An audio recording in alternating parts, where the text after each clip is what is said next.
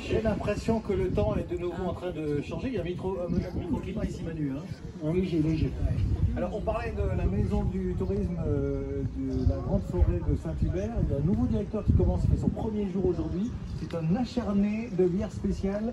Et alors, celle dont j'ai le verre en main, tout particulièrement, cette bière, Manu, que vous allez nous présenter aujourd'hui, on peut l'enterrer et la reprendre quelques années après, parce qu'il y en a ici qui cultivent ça avec du millésimé après quelques années. Hein.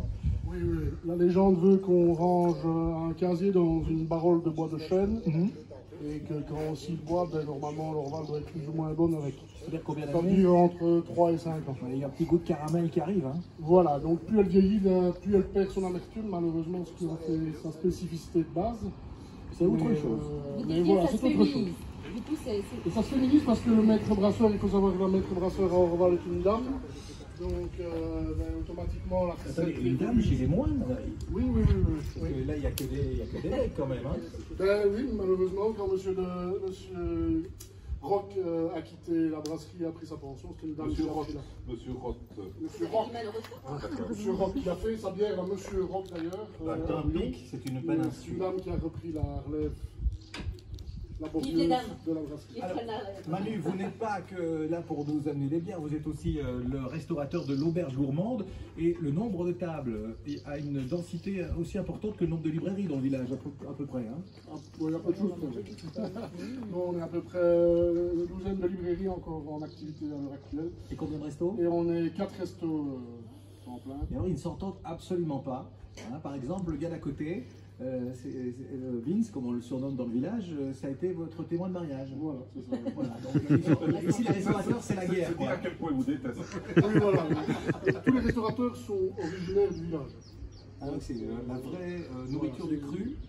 Pour Vince et pour le clocher à l'heure actuelle, c'est les enfants qui ont pris les commerces des parents. Ah, ça fait plaisir à un président des commerçants comme vous. Ah ben c'est évident que les commerces restent en activité et surtout sur plusieurs générations, c'est évidemment surtout pour eux une fierté. Et avec des terrasses qui sont maintenant ouvertes, ah oui, malgré le temps, il y a des... Il était temps parce que le week-end de Pâques avec pas une seule personne dans Redu alors que c'est la fête depuis 35 ans. C'était vraiment morose, mais là je pense qu'on a bien repris tout le monde et que la saison a bel et bien démarré. Dites-moi Manu, est-ce que l'Orval se sert d'une certaine façon? Oui, c'est tout un rituel, donc... Dans le gosier, tout de suite. La bouteille directement pour Dominique. Il y en a qui la boivent tempérée bouteille, oui, ça existe, mais... Celle-ci est fraîche, hein? Elle est fraîche, oui. C'est celle qu'on sert le plus, la jeune et fraîche. Donc avec Vince, ici, on est ambassadeur Orval. Il y a faut savoir du que c'est un label de qualité du service et de la mise en valeur du produit qui est décerné par la brasserie d'Orval. Et toute la bouteille doit rentrer dans le verre? Il y a plusieurs sortes. Soit vous la versez en une fois, soit en deux fois et vous mélangez. C'est le contenu de la bouteille. Mais il doit avoir un beau capot en fait. Oui, normalement, la mousse doit rester longtemps. Voilà. Pas mal, hein? Donc si le verre est lavé à la main et à l'eau claire, la mousse va rester. Si c'est lavé à la vaisselle, la mousse va tomber tout de suite. On oublie le savon en tout cas. Voilà. Et il y a Florent qui est avec nous. Florent, viens près de nous. Viens mon pote. Il est venu, il m'a dit, moi aussi je voudrais de l'Orval. T'as quel âge Florent? Viens ici. Viens ici. 6 ans. Ah ben voilà, c'est tout dit. Les parents ils sont là? Oui. Ils font aussi. Les parents, vous en avez mis dans le biberon ou quoi? Ils sont un peu gênés. À ce point-là, quand même. Un peu dans l'orica aussi, c'est pour ça que les enfants sont un petit peu tombés dedans. Si vous nous écoutez cet après-midi, vous avez des enfants avec vous, parce que tous les jours, on a le petit conseil pour les parents qui sont parents. L'école est finie, donc logiquement, on a moins ce problème aujourd'hui.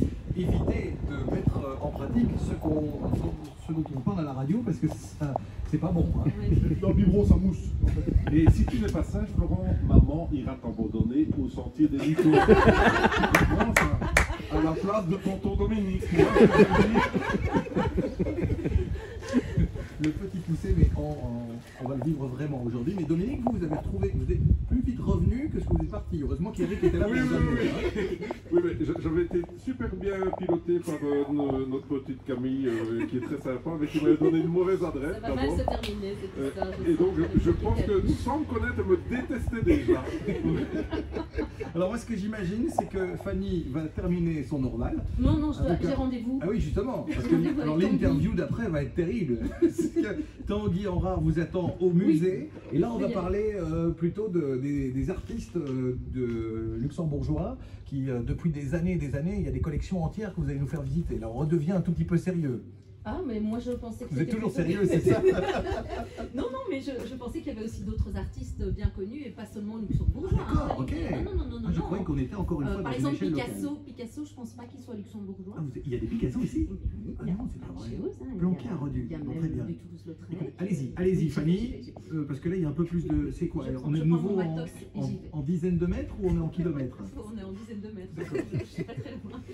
Aujourd'hui, je marche. Bah écoutez, vous avez le temps de Vita et Slimane avec Ça va, ça vient pour aller jusque-là. Et on en parle juste après ce fameux musée qu'on va visiter. Il s'appelle le Mudia. Il est implanté ici en plein cœur du village de Redu.